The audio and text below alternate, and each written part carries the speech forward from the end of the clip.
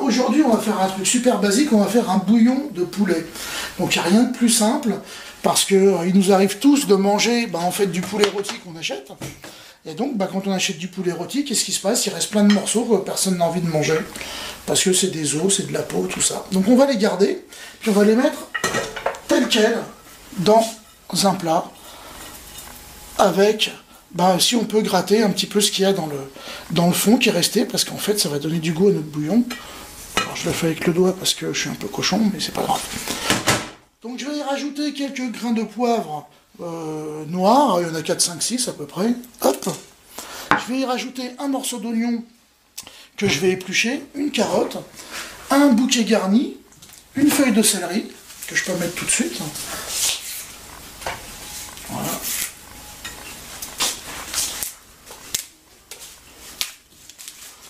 C'est parti, je mets mon bouquet garni. Donc j'en profite pour gratter tous les sucs du poulet qui sont restés au fond de l'assiette avec une spatule, c'est plus propre. Voilà, je les ajoute à l'intérieur. J'ai épluché mon oignon, tel quel, on n'a pas besoin de se compliquer la vie. J'ai épluché la carotte. Alors on peut la couper en morceaux ou pas. Moi ça va être ou pas. Et puis on va y rajouter entre 2 et 3 litres d'eau. Donc voilà déjà pour 1 litre. On y va pour 2 litres. Donc on recouvre bien et puis on va mettre un dernier litre parce que j'ai la place.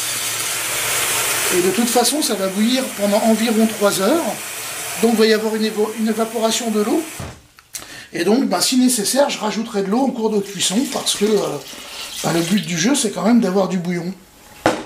Donc voilà, pas besoin de rajouter de sel ou quoi que ce soit. Je vais allumer mon feu et puis je vais laisser bouillir à frémissement. On peut couvrir si on veut. Et on va laisser cela pendant environ 3 heures. Je viendrai régulièrement pour écumer toutes les petites saletés, les petites impuretés qui vont remonter en surface. Puis au final, on laissera se reposer un peu le bouillon pour que les grosses impuretés restent au fond et les petites choses remontent. On nettoiera notre bouillon avec un chinois et puis on gardera quelque chose de clair qu'on pourra stocker par exemple dans des petites bouteilles de 50 centilitres d'eau minérale par exemple. Ou alors moi ce que je fais, je les mets dans des bacs à glaçons. Donc voilà, dans des bacs à glaçons, c'est plus simple parce que je peux en prélever la quantité qui m'intéresse sans nécessairement en avoir plusieurs litres. Bon, c'est parti.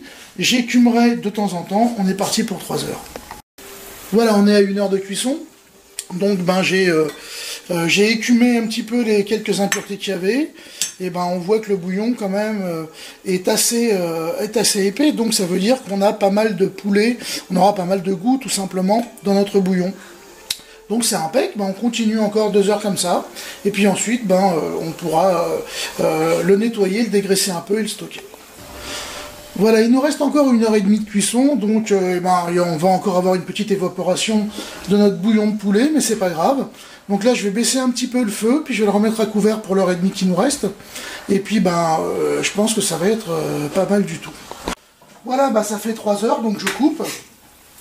Donc là on voit que ça n'a pas trop réduit parce que j'ai rechargé en eau 2 fois, donc à peu près 2 litres de plus.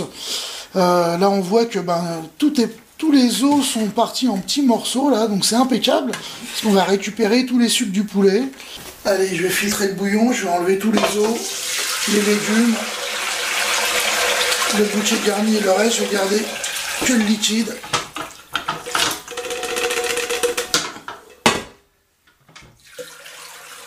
Je vais laisser décanter toute la nuit, demain matin, je filtrerai une 2e fois de façon à retirer les dernières impuretés et il n'y aura plus qu'à les mettre dans des bacs à glaçons.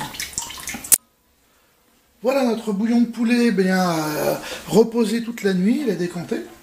Donc maintenant, je vais le filtrer une dernière fois avant de pouvoir le stocker dans des bacs à glaçons.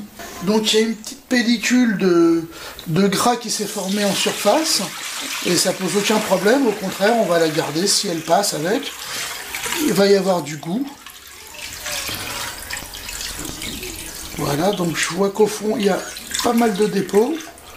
Hop, donc tout ça par contre je ne le garde pas, je vais tout simplement le jeter et je vais garder le bouillon le plus clair possible.